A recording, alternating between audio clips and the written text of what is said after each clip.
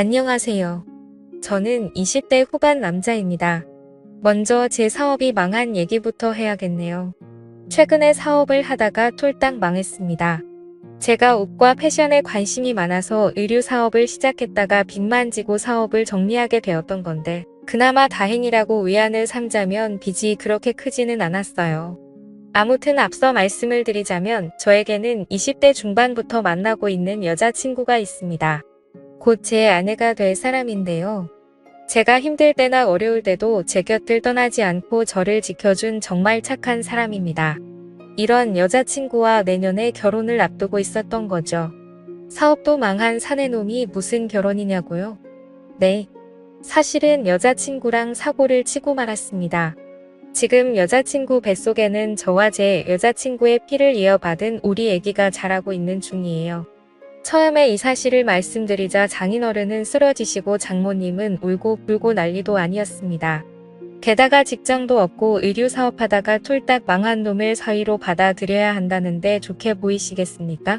저라도 제 딸이 저 같은 사위를 데리고 나타나서 아기를 가졌다고 하면 혈압이 올라 노발대발하고 난리가 날 것 같네요.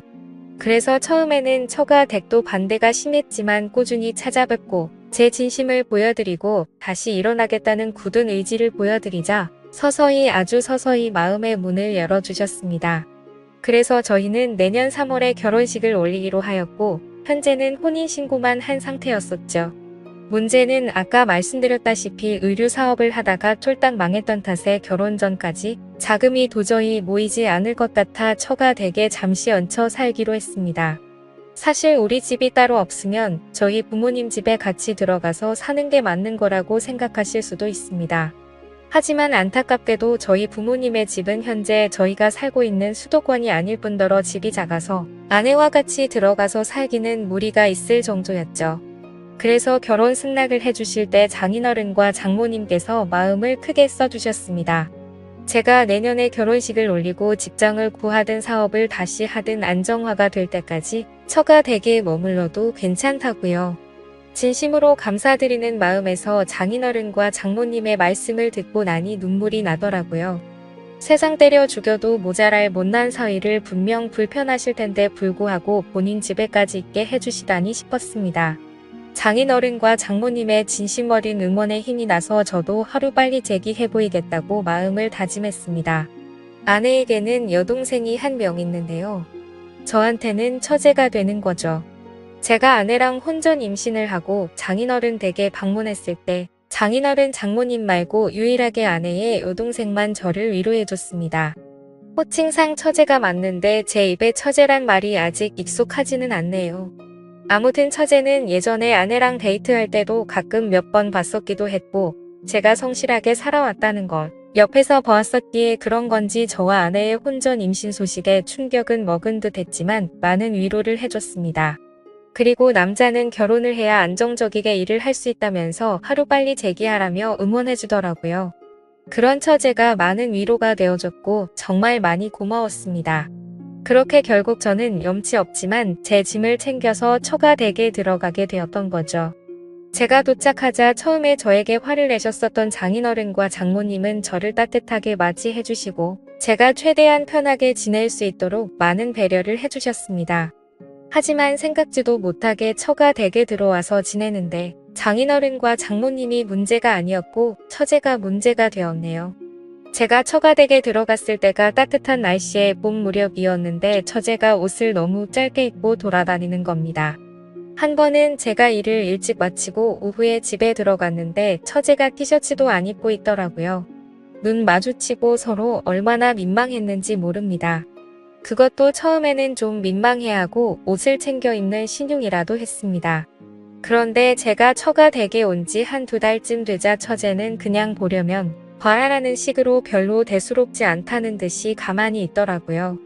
제 아내도 괜히 처제한테 형부도 있는데 옷 좀 입지? 라고 하면 아 더운데 어떻게 라고 합니다. 사실 처제의 몸매가 막 모델처럼 좋거나 그런 건 아니거든요. 보면 조금 민망합니다.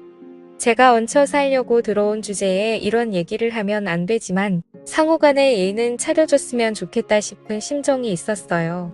처가 댁에 몇 달 있다 보니 이 집안의 특성인 것을 알게 되었습니다. 사실 연애를 할 때도 제 아내는 여름만 되면 유독 더위를 많이 탔거든요. 그래서 늘 에어컨 나오는 카페로 피신하거나 시원한 바람을 좋아했었는데 아내가 이런 이유가 다 있었습니다. 가만 보니 장인어른과 장모님도 이 가족분들이 전체적으로 더위를 엄청 타서 힘들어 하더라고요. 제가 느꼈을 땐 크게 덥지도 않은데 아 덥네 더워 죽겠다 이런 얘기를 많이 하십니다. 그래서 처가 댁에 방마다 에어컨이 있어요. 거실에 큰 에어컨이 한 대 있고 방마다 1대씩 해서 총 4대가 있습니다. 저는 한 번씩 추워서 긴팔을 입고 있을 때도 있을 정도였죠. 이 집에서 여름에 에어컨 이렇게 돌렸다가 전기세는 어떻게 감당하는지 모르겠다는 생각도 들었습니다. 아마 버는 돈 쪽쪽 전기세로 나가지 않을까 싶더라고요. 그러다 최근에 진짜 감당 못할 일을 겪고야 말았습니다. 제가 거실에서 TV를 보고 있었는데 처제가 샤워를 하고 있었어요.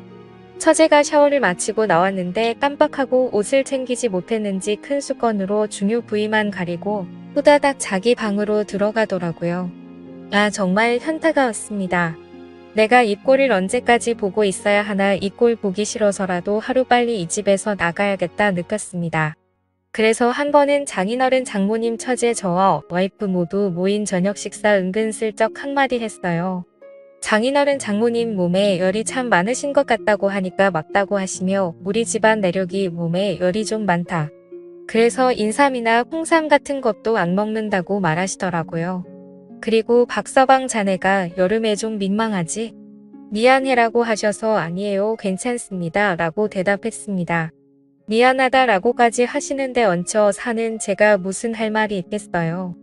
처제는 거기에다가 한술 더 떠서 형부도 더우시면 옷 좀 편하게 입고 다녀도 괜찮아요.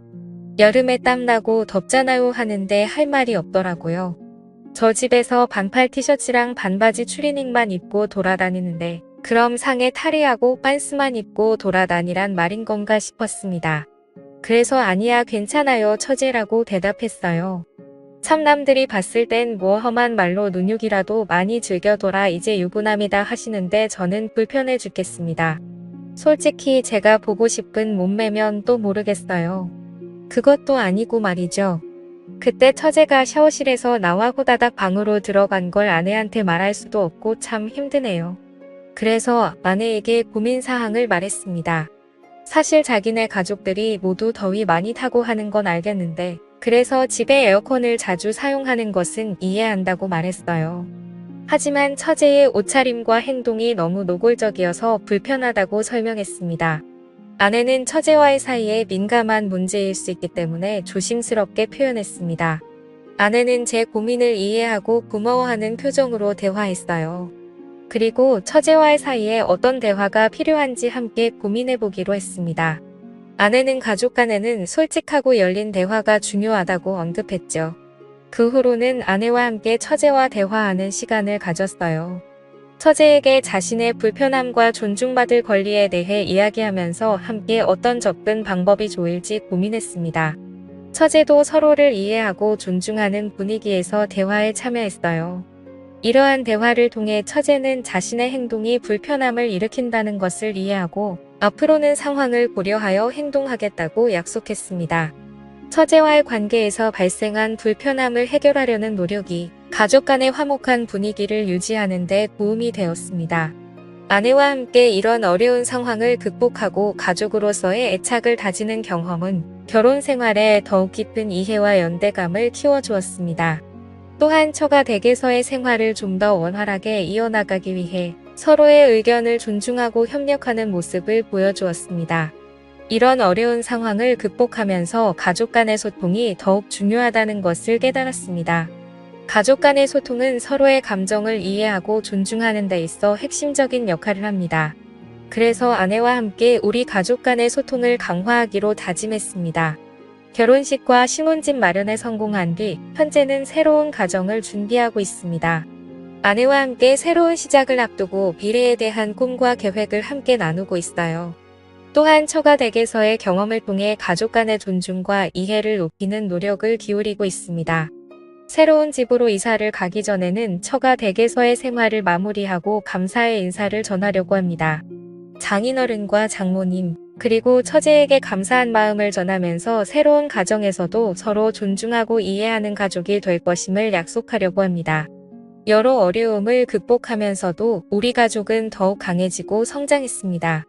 이제는 미래의 행복한 가정을 이루기 위해 함께 노력하고 서로의 지지와 이해를 바탕으로 더욱 깊은 연결을 만들어 나가려고 합니다. 마지막으로 이 얘기를 들어주셔서 감사합니다. 여러 어려움을 함께 나누고 고민하며 성장하는 과정에서 얻은 교훈들이 우리 가족을 더욱 튼튼하게 만들어 가고 있습니다. 앞으로도 서로를 이해하고 지지해주며 행복한 가정을 만들어 나가고자 합니다. 감사합니다. 행복한 하루 보내시길 바래요.